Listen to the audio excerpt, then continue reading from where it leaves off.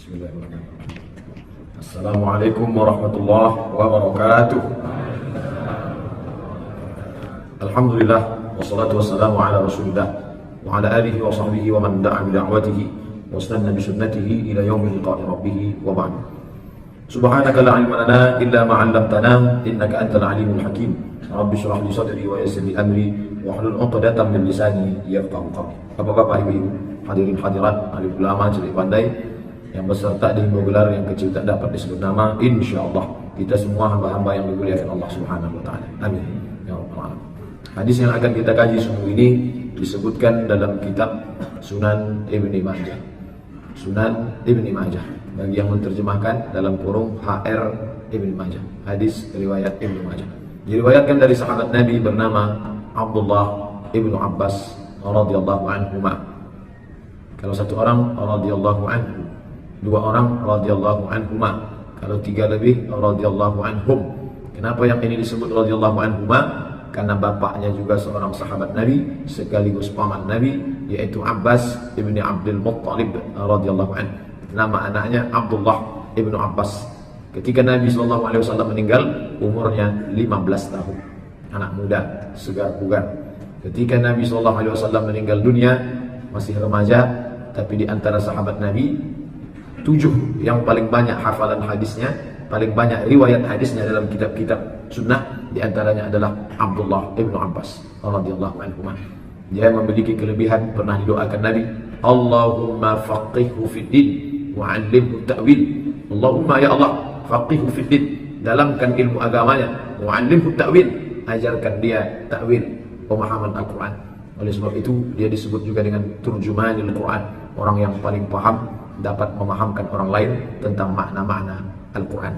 Makanya banyak sekali riwayat dalam tafsir Ibnu Jarir, Abu Ja'far Ibnu Jarir At-Tabari, At-Ta'wilu fi qawlihi ta'ala, makna firman Allah Ta'ala, diriwayatkan dari Imam Ad-Dhahhak dari Ibnu Abbas, diriwayatkan dari Qatadah dari Ibnu Abbas, diriwayatkan dari Jabir dari Ibnu Abbas, diriwayatkan dari murid-murid Ibnu Abbas yang sanadnya semua bersambung kepada Abdullah Ibnu Abbas radhiyallahu anhu. Adapun hadisnya, qala Rasulullah sallallahu alaihi wasallam, Rasulullah bersabda, "Salasatun la tartafi' salatuhum fawqa ru'usihim shibran." Salasatun, ada 3 golongan. La tartafi', tidak terangkat, tidak naik, salatuhum, salat mereka, fawqa ru'usihim, di atas kepala mereka, shibran. Shibran sejengkal, zira' sehasta, ba' setangan, selengan. Shibran sejengkal. La tartafi' salatuhum, tidak terangkat, tidak naik salat mereka, shibran, walaupun sejengkal. Apa makna kalimat ini? Ada beberapa makna. Makna yang pertama, menurut para ulama, amal ibadah kita itu nanti akan menjadi naungan, perlindungan, atap, payung ketika di padang mahsyar. Makanya disebut sab'atun yuzilluhumullahu fi dhillihi yawma la dhilla illa dhilluh. Ada 7 golongan yang akan mendapatkan naungan Allah Subhanahu wa taala, yauma la dhilla illa dhilluh. Hari itu tak ada naungan kecuali naungan Allah Subhanahu wa taala. Atap masjid ini sekarang tempat kita bernaung. Keluar nanti dari acara pengajian ini kita akan bernaung di atap kendaraan, di atap rumah, di bawah pohon yang rindang, di bawah tenda, di bawah pokok kayu. Tapi sampai masanya tempat bernaung ini tak lagi ada. Idza samaa'u fatarat, langit terbelah. Wa idzal kawakibu tasarat, planet-planet bertabrakan. Wa idzal biharu fujirat, lautan diledakkan, air laut naik ke darat. Tsunami maha dahsyat, hancur berkeping. Wa idzal qubur ba'thirat, semua yang dikubur dibangkitkan. Alimat nafsum ma qaddamat wa akharat, pada saat itulah orang baru sadar apa yang pernah dia buat sebagai amal. Semua amal menjadi naungan. Makna hadis ini, la tartafi' salatuhum fawqa ru'usihim shibran, tidak naik salatnya walaupun sejengkal di atas kepalanya. Maknanya salatnya itu tidak bisa menaunginya di hadapan Allah Subhanahu wa taala. Tapi mungkin ada naungan yang lain, di antaranya naungan sedekah. Kullu mri'in tahta dhilli sadaqatihi hatta yuqda bainan nas. Setiap orang akan bernaung di bawah naungan sedekahnya sampai perkara diputuskan di padang mahsyar. Berapa lama kita tegak? La tazalu qadama 'abdin yaumal qiyamah. Pada hari itu kaki anak Adam akan tetap tegak di padang mahsyar. Kenapa disebut tegak? Banyak sekali dalil-dalil menyebut kita tegak. Dalam Al-Quran dikatakan, Yaumal kaffatis saqu bis-saq. Pada hari itu betis bertemu dengan betis. Hari ini Bapak lutut bertemu dengan lutut karena kita duduk. Tapi nanti disebut betis berjumpa dengan betis karena posisinya tegak. Kenapa disebut tegak? Karena kita bukan tamu yang terhormat. Kalau saya datang ke kantor Bapak mau tausiah ceramah, Ustadz Somad, ini acara belum kita mulai, dipersilakan Ustadz ke kantor Bapak Direktur dulu, ke kantor Pak Kepala Dinas dulu, ke kantor Pak Sekda dulu, silakan duduk Pak Ustadz. Tapi kita bukan tamu terhormat, kita tegak. Di saat tegak itu ada tempat bernaung, ada orang-orang yang dinaungi Allah Ta'ala karena sedekahnya, ada orang-orang yang dinaungi Allah Ta'ala karena kekuasaannya, imamun adilun, pemimpin yang adil. Ada orang-orang yang bernaung di bawah naungan Allah Subhanahu wa Ta'ala karena berkasih sayang. Ainal mutahabbuna bi jalali. Mana orang-orang yang dulu di dunia berkasih sayang karena aku? Adhilluhum tahta dhilli yawma la dhilla illa dhilli. Hari ini aku mau menaungi mereka, mau memberikan perlindungan kepada mereka. Yawma la dhilla illa dhilli. Hari ini tak ada naungan kecuali naungan aku. Makna pertama yang disebutkan dalam hadis ini, bahwa salat mereka tidak terangkat walaupun sejengkal di atas kepala, salatnya tidak bisa menaungi dirinya. Ini makna pertama. Makna yang kedua adalah semua ibadah kita ini diangkat, dibawa oleh malaikat setiap hari Senin dan Kamis. Makanya Nabi puasa pada hari Kamis, Bapak Ibu pun puasa banyak pada hari Kamis. Kalau sudah hari Kamis kita tausiah di Masjid Raya Pasar Bawah, itu disediakan buka puasa, ramai saya lihat jamaah yang buka puasa. Kenapa? Pada hari Kamis disediakan takjil berbuka puasa. Makanya kata Nabi ketika ditanya, hadis riwayat Muslim, kenapa engkau puasa hari Kamis ya Rasulullah? Turfa'u fihil a'mal. Hari Kamis amal turfa' diangkat. Wa ana uhibbu an yurfa'a amali wa ana sha'im. Aku suka, aku ingin ketika amalku diangkat, aku dalam keadaan berpuasa.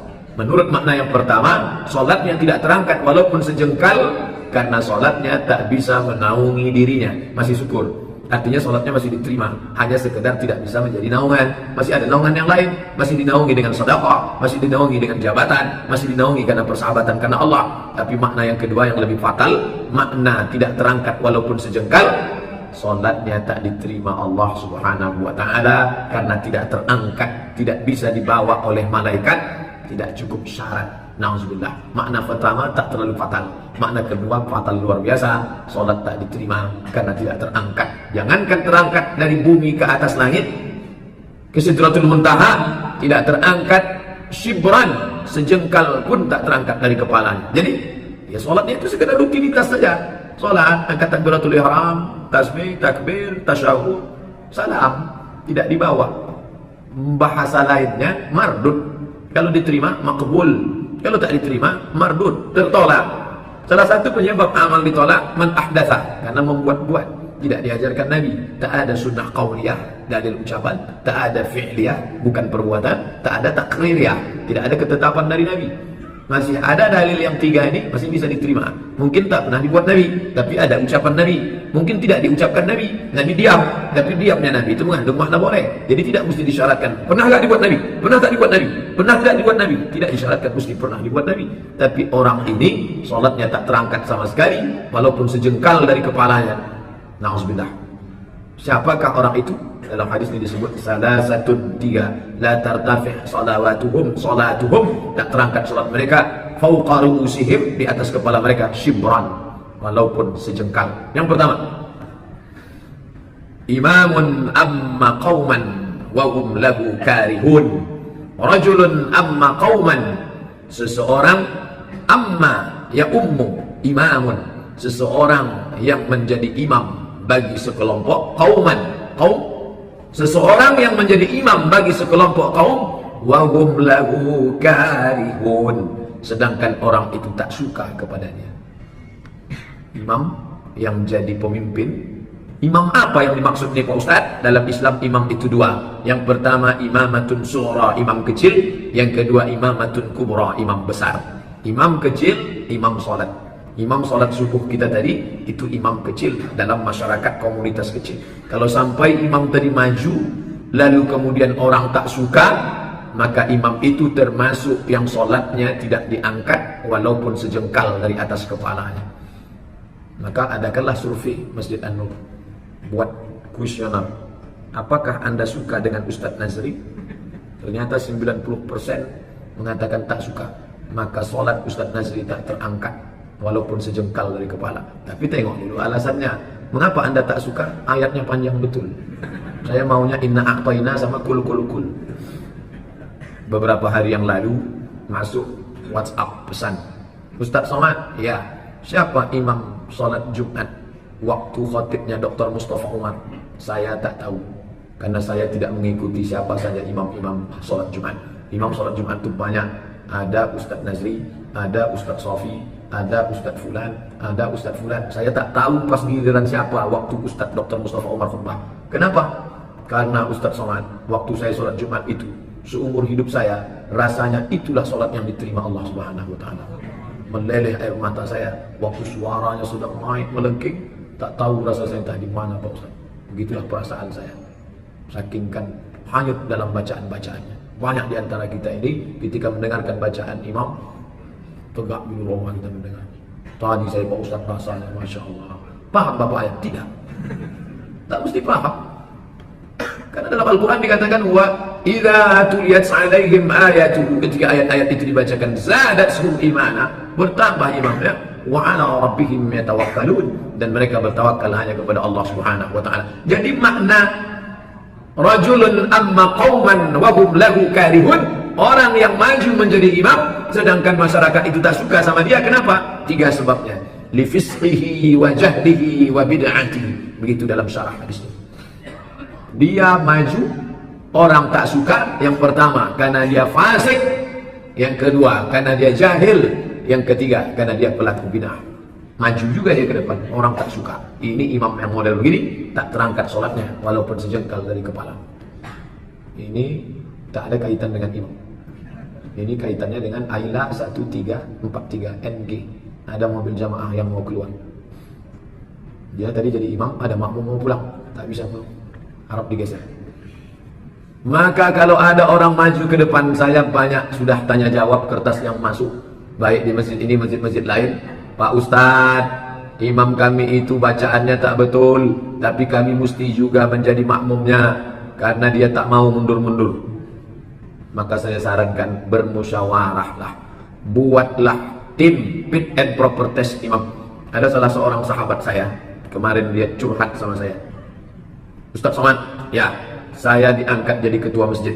Terus saya susun tim fit and proper test yang terdiri dari qori-qori independen, tidak dikenal di kampung itu, supaya orang tidak menuduh ada kepentingan.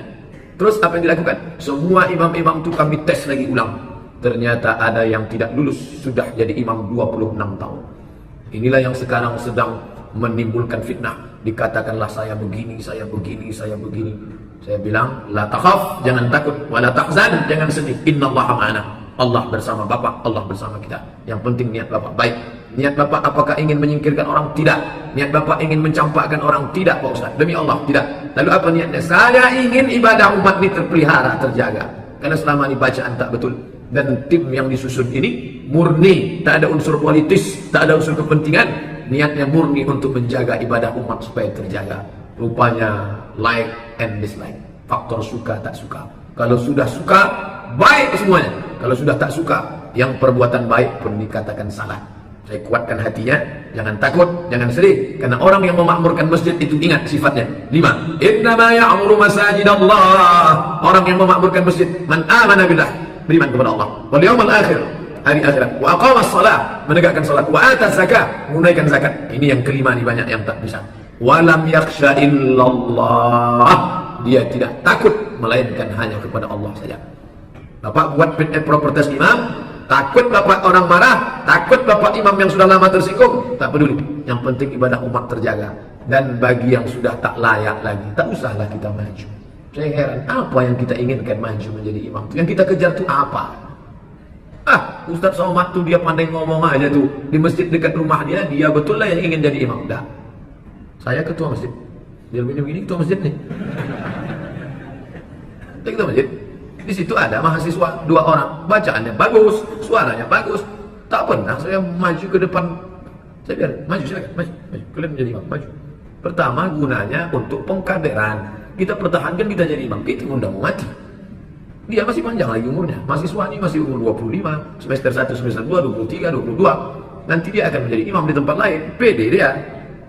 Lalu kemudian yang paling penting adalah tidak selamanya kita yang lebih tua ini lebih bagus daripada mereka. Saya banding-bandingkan suara, jelas saya kalah. Saya habis ceramah suara saya hilang. Dia suaranya melengking, segar, bagus. Tafadhol, silakan maju. Bapak boleh datang ke Jalan Sukakarya sehingga ke Masjid Ibadur Rahman, jumpai situ. Kalau tak percaya cakap saya. Bagaimana Ustaz Somad ini? Sering dia mau jadi imam. Silakan maju. Nah, ini penting. Kenapa? Jangan sampai kita masuk ke dalam rajulun amma qauman wa hum lahu karihun. Maju menjadi imam, orang lain tak suka, tapi tak sukanya itu bukan karena sebab yang berkaitan dengan bacaan. Tak suka saya bapak itu maju karena bacaannya panjang. Panjang dan pendek itu ada standarnya. Bukalah tulisan buku yang sudah kita kaji, 77 tanya jawab sholat. Download di internet, gratis dalam bentuk PDF. Di situ sudah disebutkan batasan-batasannya. Bacaan panjang, bacaan pendek, bacaan sedang. Nah, ini semuanya menjadi standar. Yang panjang itu diagak-agak 1,5 lembar, 3 halaman. 3 halaman itu panjang. Itu dibaca pada sholat subuh dan sholat zuhur.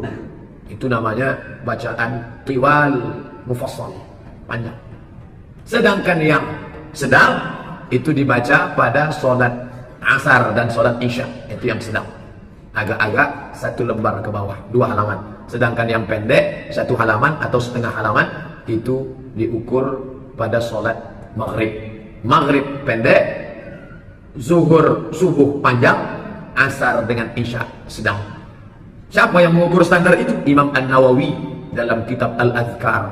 Dia sebutkan berdasarkan ijtihad dia. Karena kalau tidak begitu nanti masyarakat yang terbiasa sholat Ramadan di Masjid Raya Pasar Bawah, di Masjid An-Nur yang biasa 1 malam 1 juz, itu kalau ada imam yang baca Sabbihis, baca Alam Nashrah, itu saya Pak Ustaz kalau sholat di masjid itu rasa tak sholat, rasa saya pendek betul bacaan imamnya. Sebaliknya orang yang biasa ayatnya Qul Huwallahu Alam Nashrah saja, itu bacaan imam kita tadi udah kepanjangan betul dia, sudah gelisah dia. Nah, jadi faktor suka tak suka itu, tak suka karena apanya? 3, li jahlihi karena imam itu jahil, li fisqihi karena imam itu fasik, li bid'atihi karena imam itu pelaku perbuatan bid'ah. Perbuatan yang tak dicontohkan Nabi SAW, baik dalam ucapan, baik dalam perbuatan maupun dalam takrir. Adapun perbuatan yang lain daripada itu, saya tak suka imam itu Pak Ustaz. Kenapa? Dia selalu nyuruh-nyuruh kami, menceramahi kami. Itu tak sukanya bukan karena sebab syar'i, maka tidak dibenarkan. Imam kecil, imamatun sughra. Imam besar, imamatun kubra, pemimpin daerah suatu kawasan. Kenapa Abu Bakar Siddiq yang dipilih? Kenapa bukan Umar bin Khattab? Karena imam kecil indikasi terhadap imam besar. Waktu Nabi sakit, yang maju ke depan itu Abu Bakar Siddiq. Maka menurut ijtihad sahabat, ditunjuknya Abu Bakar Siddiq menjadi imam kecil, imam salat, indikasi bahwa dia layak menjadi imam besar, yaitu pemimpin dalam Islam, khalifah, sultan. Kita di kerajaan Siak Sri Indrapura tidak memakai kata khalifah, tak pakai Amirul Mukminin, tapi kita pakai Sultan Syarif Qasim. Itu sultan kita dulu sebelum kita berdaulat, melepaskan kedaulatan 1946 di Yogyakarta, diserahkan kepada Presiden Soekarno. Maka kita tidak lagi punya sultan, tapi kekuasaan kepada NKRI. Begitulah cintanya masyarakat Melayu Riau terhadap negara kesatuan Republik Indonesia. Kita menyatu bukan karena dipaksa, tapi karena kesungguhan hati Sultan Syarif Qasim. Sultan diambil dari kata sultan. Sultan artinya kekuasaan. Sultan orang yang punya kekuasaan. Jadi kalau ada orang namanya sultan tak ada kekuasaan, nah, itu tak cocok namanya. Sultan tak ada kekuasaan. Mohon maaf Pak Sultan. Sultan orang yang punya kekuasaan. Berkuasa dia, orang tak suka. Ini pun tak terangkat sholatnya walaupun sejengkal dari kepala. Bahkan dalam hadis lain dikatakan, wa huwa rasyun man istara'a ra'iyatan. Siapa yang berkuasa di saat dia punya kekuasaan itu ternyata dia rash, berkhianat, penipu, sehingga orang-orang yang baik tak suka, yang tak baik suka karena sesuai dengan pengkhianatan mereka. Dibayarnya money politik, gratifikasi, sogok, suap. Maka ini orang tak mencium bau surga. Sudahlah sholatnya tak terangkat, walaupun sejengkal dari kepala, tak pula mencium bau surga. Tapi jangan gara-gara ini orang menjadi takut pada kekuasaan. Saya tak setuju ustaz-ustaz yang menyampaikan hadis tak seimbang. Makanya dalam dakwah, kalau engkau sampaikan hadis tentang orang yang memelihara kucing, lalu tidak memberi minum kepada kucing, mati masuk neraka gara-gara tak ngasih makan kucing. Sampaikan juga hadis tentang orang yang memberi minum anjing masuk surga. Begitu dalam metode dakwah seimbang, sehingga selesai pengajian orang keluar pemahamannya tak pincang, tak sumbing.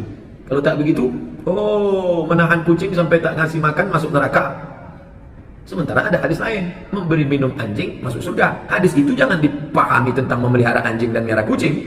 Hadis itu dipahami tentang kelembutan hati, bahwa fi kulli kabidin ratbin sadaqah. Di dalam hati yang lembut ada bernilai sedekah. Lembut hati engkau, walaupun memberi minum seekor anjing, dibalas surga. Keras hatimu, walaupun tak memberi makan seekor kucing, masuk neraka. Seimbang antara keras hati dan lembut hati. Begitu juga dengan kepemimpinan ini. Siapa pemimpin yang tidak disukai rakyatnya karena dia zalim, karena dia fasik, karena dia pelaku bid'ah, maka salatnya tak terangkat walaupun sejengkal dari kepala. Akhirnya umat Islam takut jadi pemimpin. Sampaikan juga hadis tentang balasan untuk pemimpin yang luar biasa. Sab'atun yuzilluhumullahu fi zillihi. Ada 7 golongan yang akan mendapatkan naungan Allah ketika tak ada naungan.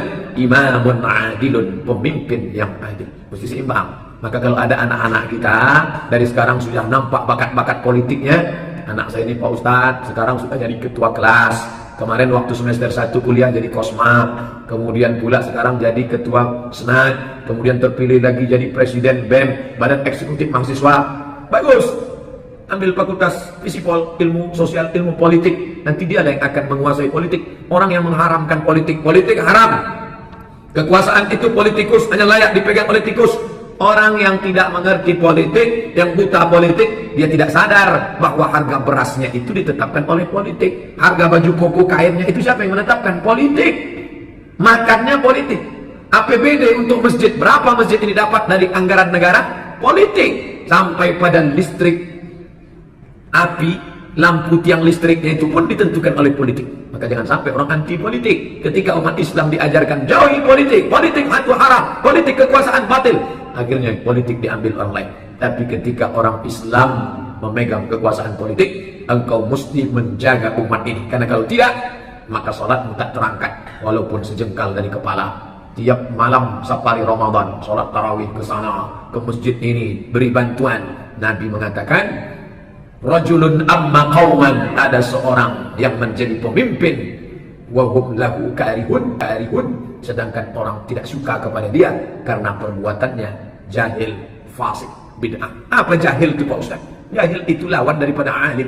Alim artinya berilmu, paham dia tentang ilmu politik, mengerti dia tentang ilmu agama, bagaimana menguasai orang lain. Innallaha ya'murukum an tu'addul amanat. Allah menyuruh engkau meletakkan amanat. Wa idza hakamtum bainan nas an tahkumu bil 'adl. Kalau engkau menetapkan hukum, tetapkanlah dengan adil, amanah dan adil. Dia tidak fasik. Apa itu fasik?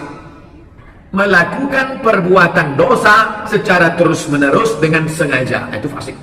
Tahu dia itu dosa, tapi dia terus lakukan, maka itu fasik. Ingat, wallahu la yahdil qaumal fasiqin. Allah tak memberikan hidayah kepada orang-orang yang fasik. Yang ketiga, bid'ah. Bid'ah itu apa? Perbuatan yang dia buat-buat, tidak ada dalil qauli, tidak ada dalil fi'li, tidak ada dalil takriri. Selama ada 3 dalil ini, tidak bisa dikatakan bid'ah. Pak Ustaz, imam kami itu pelaku bid'ah. Kenapa? Karena dia baca doa bersama. Doa bersama, mana pernah dibuat Nabi? Saudaraku, tidak disyaratkan mesti dibuat Nabi. Selama masih ada dalil am, dalil umum. Ada dalil yang mutlak, dalil tanpa terikat. Dalil qauli. La yajtami' mala'un, sekelompok orang berkumpul ramai-ramai. Fa yad'u ba'duhum, berdoa satu orang. Wa yu'minuhum sa'iruhum, diaminkan oleh orang yang lain, orang banyak. Illa ajabahumullah, maka Allah Ta'ala mengabulkan doa mereka. Ada dalil qaulinya. Qad ujibat da'watukuma, doa kalian berdua dikabulkan Allah. Doa kalian berdua dikabulkan Allah. Siapa itu yang berdua dikabulkan Allah? Nabi Musa berdoa, diaminkan oleh Nabi Harun. Ya Allah, selamatkan kami akan menghadapi Fir'aun, tolong kami menghadapi orang yang zalim. Kata Nabi Harun, amin. Qad ujibat da'watukuma. Selama masih ada dalilnya, tidak dikatakan bid'ah. Maka tidak betul orang yang mendefinisikan bid'ah. Jika tidak dilakukan Nabi, bid'ah. Jika tidak dilakukan Nabi, bid'ah. Kalau begitu banyak sekali perbuatan yang tidak dilakukan Nabi, tidak disyaratkan mesti dibuat Nabi. Bid'ah itu adalah jika tidak ada dalil, bid'ah. Jika tidak ada dalil, bid'ah. Selama masih ada dalil, dalil jauh, dalil dekat, dalil umum, tak perlu dikhususkan, maka tidak dapat dikatakan bid'ah. Ada dalilnya. Dalil qauli, dalil fi'li, dalil takrir. Mana pernah Nabi sholat sunat tasbih? Mana dalil menunjukkan Nabi pernah sholat sunat? Nabi mengajarkan, hai paman, ya ummah, maukah engkau aku tunjukkan sholat? Kalau kau laksanakan sholat ini, Allah mengampunkan dosamu yang lalu, yang akan datang, yang besar, yang kecil, yang zahir, yang batin, yang lama, yang baru. Tapi itu hadis dhaif Pak Ustaz. Satu riwayat menyebut dhaif, Imam Ahmad bin Hanbal. Tapi Imam Ibnu Salah, Imam Nawawi mengatakan sahih. Kenapa imam ini mengatakan dhaif, imam ini bisa mengatakan sahih? Pertama, karena masalah sahih dan dhaif itu masalah ijtihad. Sama dengan masalah fikih. Kata imam ini wajib, kata imam ini sunat muakkad. Contoh kurban, kata Imam Hanafi wajib, kata Syafi'i, Maliki, Hambali sunat muakkad. Ikhtilaf mereka karena perbedaan dalil. Yang kedua, satu hadis itu jalurnya bisa banyak. Jalur ini, jalur ini, jalur ini, namanya turuq, thariq, jalur. Kebetulan yang dilihat oleh Imam Ahmad bin Hanbal jalur ini dhaif, tapi yang dilihat oleh yang lain dari jalur sini sahih. Makanya ada istilah hasan sahih. Maknanya hasan wa sahih. Dilihat dari jalur ini hasan, dilihat dari jalur ini sahih, dilihat dari jalur ini dhaif. Maka datanglah Syekh Mahmud Sa'id Mamduh menulis kitab At-Ta'rif, beberapa hadis-hadis sampai 7 jilid hadis yang didhaifkan oleh Syekh Albani ternyata sahih. Hadza hadisun dhaif. Ini hadis dhaif. Dikumpulkan jalur-jalurnya oleh Syekh Mahmud Sa'id Mamduh. Ternyata kata dia, hadza hadisun sahih bi jami'i turuqihi. Dilihat dari jalur-jalurnya yang banyak.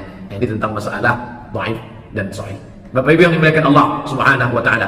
Jadi kalau sampailah kita menjadi imam kecil, imam masjid, imam mushola, maupun imam besar, RT, RW, camat, lurah, bupati, gubernur, wali kota, orang tak suka gara-gara kita jahil, gara-gara kita tak adil, gara-gara kita fasik, gara-gara kita pelaku bid'ah.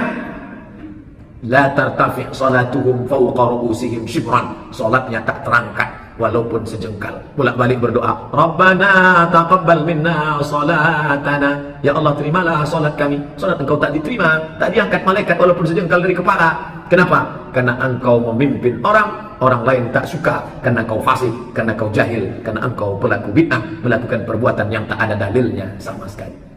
Yang kedua,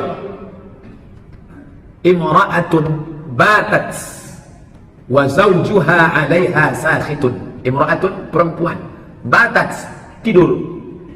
Kenapa dia? Wa zawjuha 'alaiha sakhitun, suaminya dalam keadaan murka, dalam keadaan marah, dalam keadaan tak suka.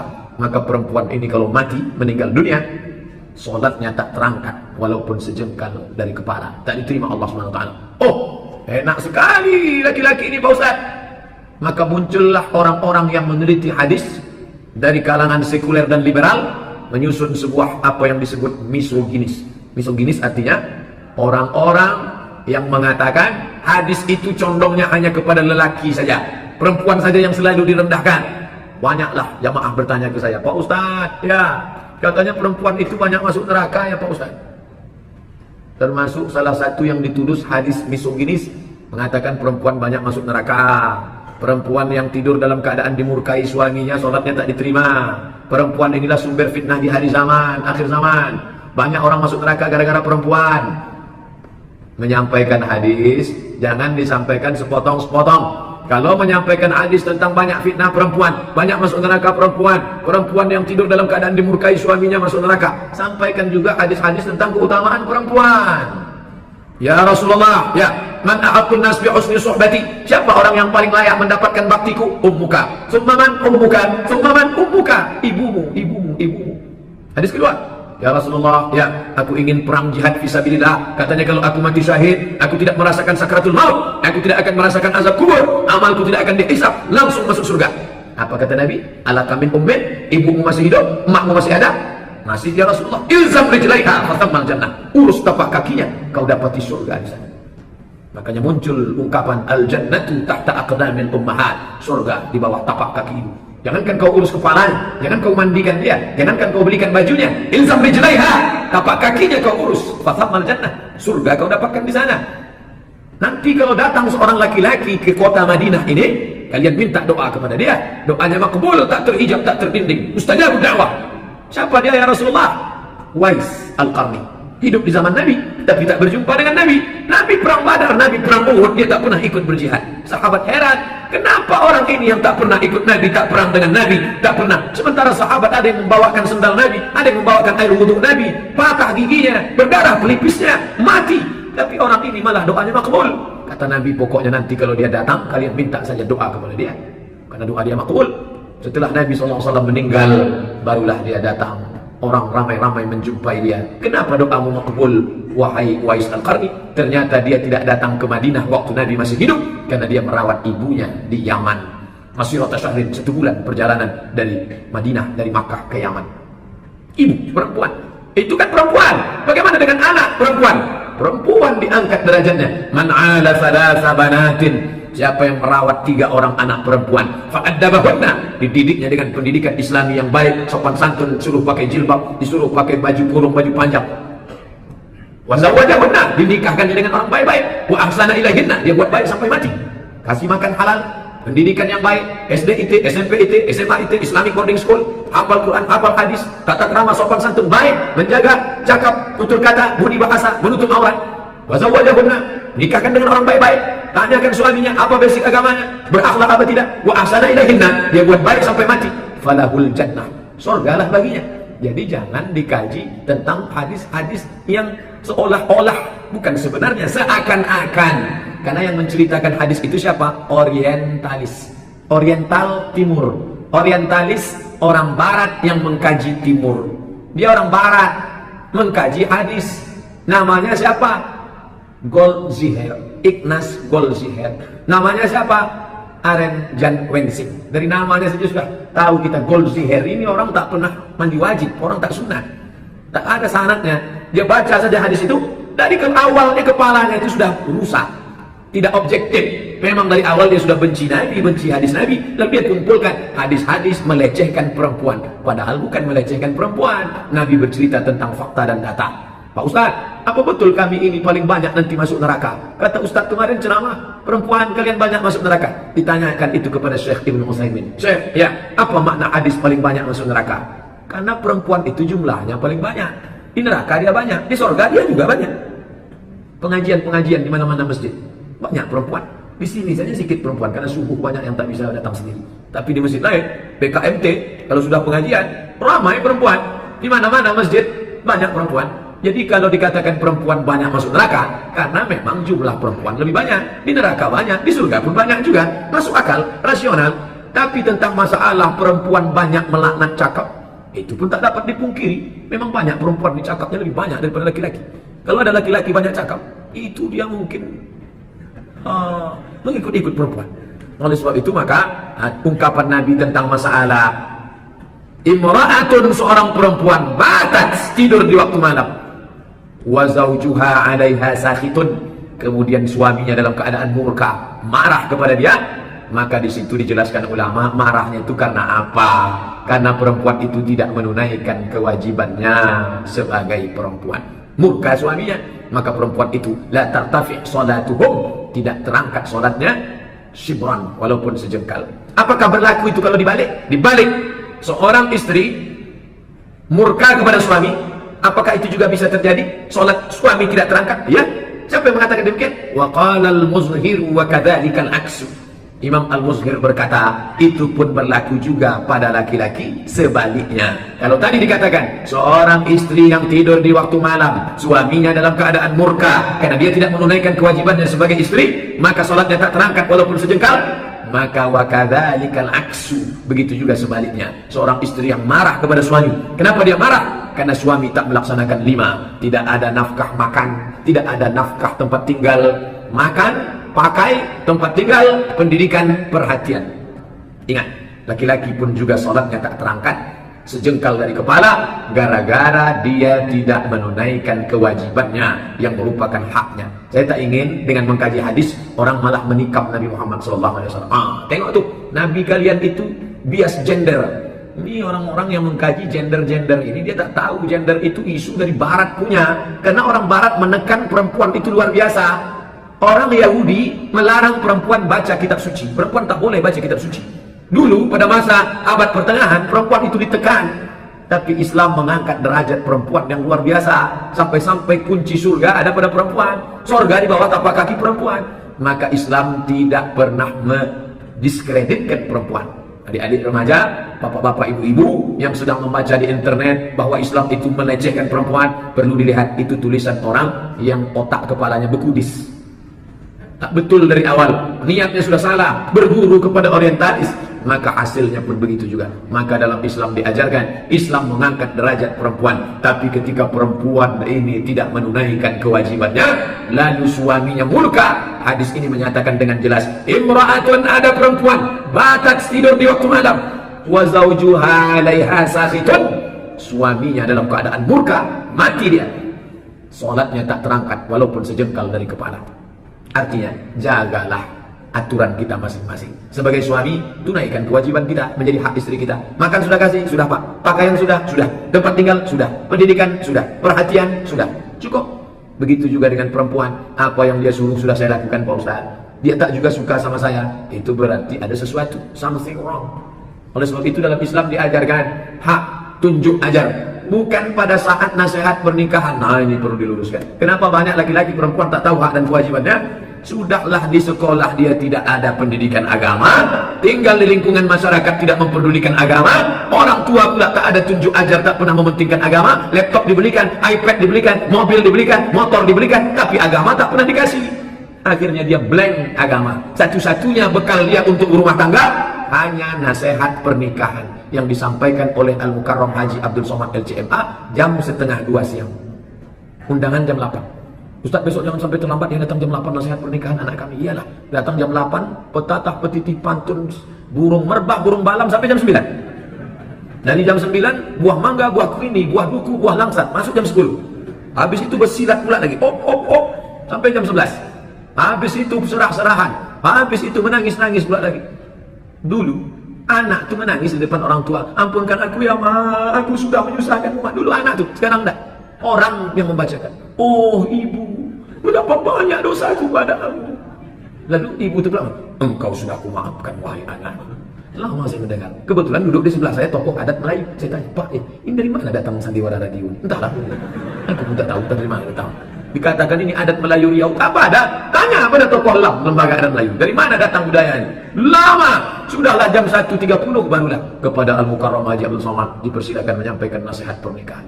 Assalamualaikum warahmatullahi wabarakatuh. Allahumma barik lana fima razaqtana wa qina azabannar. Apa yang mau disampaikan lagi jam 1:30 sudah? Orang pun tak lagi mendengar. Menengok ustaz tu macam Upin Ipin nengok ayam goreng dia. Tak ada lagi bisa didengar. Wahai kedua mempelai, aku menyampaikan tausiah kepada kalian berdua. Bukan didengarnya cakap ustaz tu, asiklah berfoto. Apa dulu dia lagi? Seminggu sebelum nikah, 2-3 hari sebelum nikah, dudukkan anak menantu. Belum datang lagi tamu-tamu, tak ada. Panggil ustaz, Ustaz Mawardi Muhammad Saleh, Ustaz Mustafa Umar, dudukkan dia. Ustaz, tolong nasihatkan anak kami. Dari pagi, siang sampai petang, 16 tatap muka, rapel 1 hari.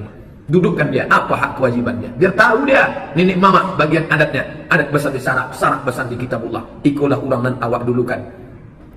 Selangkah tinggi seranting, batangnya tempat bersandar, daunnya tempat bernaung, akarnya tempat bersila. Terserahlah, entah apa namanya. Yang penting ada tunjuk ajar. Bukan dalam 7 menit orang mau disulap kun payakun abrakadabra. Ini penting. Kenapa? Karena kalau tidak, ibadah solatnya dia rajin solat, wa huwa alaihi, dalam keadaan dimurkai Allah Subhanahu wa taala. Yang terakhir, yang ketiga, wa akhawani mutasarimani. Akhun 1 orang, akhawani 2 orang, mutasarimani berkonflik, berkelahi, bertikai. Yang putus silaturahim, bersaudara. Oh, yang Ustaz masuk itu bersaudara, maksudnya saudara kandung Pak Ustaz. Innamal mu'minuna ikhwah. Semua orang beriman bersaudara. Saya tak tengok bapak orang Minangkabau, orang Batak, orang Jawa, orang Melayu, orang Sunda, orang Banjar, orang Bugis. Kita semua bersaudara. Apa yang mempersaudarakan kita? Asyhadu an la ilaha illallah wa asyhadu anna Muhammadan Rasulullah. Makanya Nabi mengajarkan, la yu'minu ahadukum, kalian tidak beriman hatta yuhibba li akhi. Saya manggil bapak akhi, manggil perempuan ukhti. Akhi, kita tak seibu seayah, tapi kita dipersaudarakan oleh la ilaha illallah Muhammad Rasulullah. Kalau sudah bersaudara, la yahillu li muslimin ayyahjura akhahu. Tidak boleh seorang muslim mendiamkan saudaranya fauqa thalathi layalin, lebih dari 3 hari 3 malam. Jangan didiamkan itu saudara, dia itu kawan kita. Pak Ustadz, bolehkah saya mendiamkan saudara saya karena kalau saya ngobrol dengan dia, dia suka menceritakan aib orang lain? Tak boleh. Jadi saya ngobrol sama dia, say hello saja. Assalamualaikum, apa kabar? Good morning, selamat pagi. Langsung pergi. Ini kabarnya anak saya, sebentar aku ada pula. Tapi untuk diam putus sama sekali tak boleh. La yadkhulul jannah, tak masuk surga. Siapa yang tak masuk surga itu ya Rasulullah? Qatirur rahim, orang yang memutus tali silaturahim. Orang yang memutus tali silaturahim. Qatirur rahim, tak putus hubungan dengan Allah, tapi bisa putus disebabkan memutus tali silaturahim. Makanya salatmu tak terangkat. Salat tahajud rajin, salat duha rajin, salat isyraq rajin, salat awabin rajin, salat witir, salat sunat mutlak, salat sunat tasbih, salatnya banyak. La tartafi fawqa ru'usihim shibran, tak terangkat di atas kepala walaupun sejengkal. Kenapa bisa begitu? Akhawani mutasarimani, 2 orang yang bertikai, berkelahi, berkonflik, berdamai. Doa malam nisfu Sya'ban.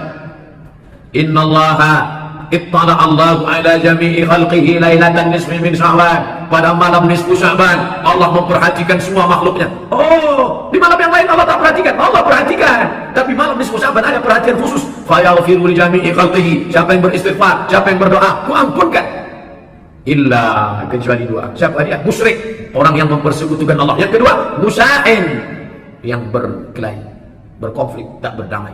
Ini kajian kita nanti sampai salat sunat isyraq. Habis salat sunat isyraq kita tanya jawab sampai pukul 7. Insyaallah ada 45 menit kita tanya jawab.